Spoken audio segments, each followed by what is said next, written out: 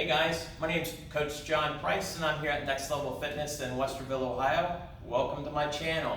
So today I'm going to talk about the most important and versatile punch in boxing, that being the jab. I want to talk about how to get the most power and speed from your jab, yet with the less tells. I'm also going to specifically go over the technique as it relates to the feet, the torso, and the punch itself. Actually, the punch itself accounts for less than 30% of the power that goes behind this jab. So these techniques are very important to accommodate for the rest. We'll start with the feet. Regardless of your style, stance, or strategy, the technique of the jab is the same most of the time. And as for your feet, you want to be on the balls of your feet. And I'm going to pause here for a moment. In all sports, athletes understand to get maximum drive and acceleration, it comes from the balls of their feet. In boxing, it's the same. However, since boxing is both active and reactive and the pace is unknown, we need to be on the balls of our feet at all time, okay? If you consider an NFL running back, if they want to cut and accelerate to their right, they'll put a little bit more weight on their left side and accelerate and explode, okay? So with that said, we know that you're going to get more drive from whichever foot has the most weight on it. So therefore, you need to have more weight on your back hip than you do your front hip. So you want about 55, maybe 60% of your weight on your back hip. And because of that, you want your heel engaged about an inch or so off the floor to support that added weight. It looks like this, okay? So when you see a boxer jab, they're not stepping with their lead leg, but they're rather driving off their back foot, and their lead leg goes out as a result of that. Now with that, the momentum from the drive will bring this back leg up a little bit, but not near enough for you to end in your stance. So check this out. Whoever has the best jab and compromises their stance the least has a huge edge in the fight. Very important you start and end with your stance, and to do that you need to bring this back foot up intentionally to land it there. Okay, it doesn't drag, you pick it up and land it. There's a timing element that goes into the jab with the hand and feet as well. So as soon as my jab's extended, my foot lands. Okay, as soon as my lead foot lands, my jab will be at the end of the punch. Looks like this. And then when I retract this arm, my back foot will be up in its stance. Okay, so that's the timing element behind this. Okay? So some drills you can practice, and this needs to be practiced. Practice feeling this drive, okay? Practice driving, okay? So you can just be in your stance, feel the drive, get the timing down, maybe move your head, right?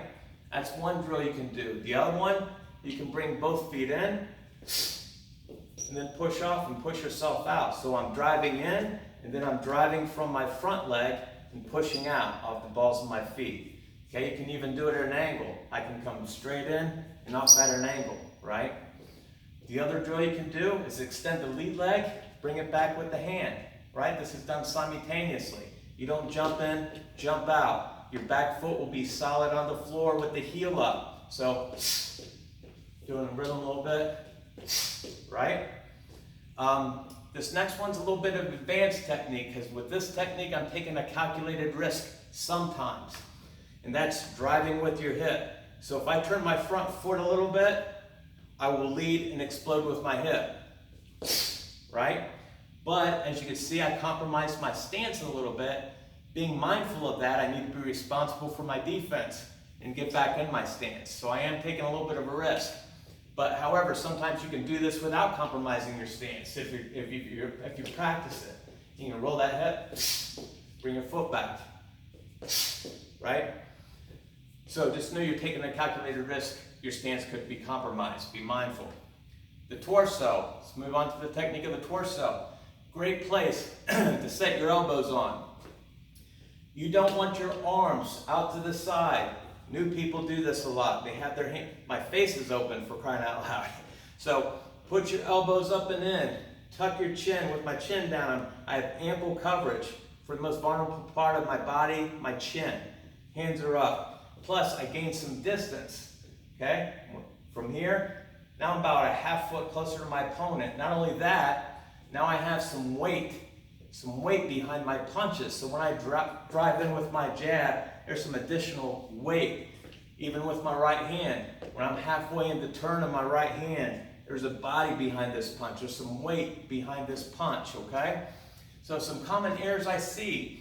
Boxers will pull their shoulder back. So I understand there's a technique to roll the hip, but I'm rolling my hip, I'm not pulling my shoulder. It's different. Just like I'm not stepping, but driving off my feet. So people will pull their shoulder back. Watch what happens to my feet. Okay, they get stacked up. And if I'm not aware of what I'm doing, then I'm going to get on my stance. A lot of times I'll be catching mitts for people, and they'll just pull their shoulder back gradually, and over maybe 30 seconds, I'll have to remind them they're out of their stance, and they wonder why.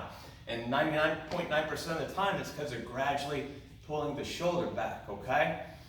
So, let's move on to the punch itself. Obviously, it's a straight punch, okay? And it has its natural conclusion. Matter of fact, all straight punches come to their natural conclusions. You don't want to short arm this jab. You don't want to stop it short. You don't want to stop it here. You want to go all the way out, extend it, okay? So, you see boxers a lot of times warming up. They're doing this number here, right?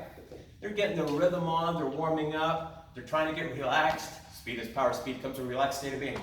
But they're also warming up the tendons of their elbow, because when you throw this jab, your arm extends, right? Not only that, your shoulder extends. Look how much reach I gained from extending my shoulder, right?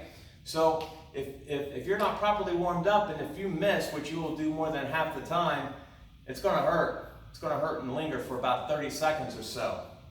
So, other thing about this punch, act like you're fitting it down an 8-inch pipe, straight, okay? Turn your hand at the last possible second.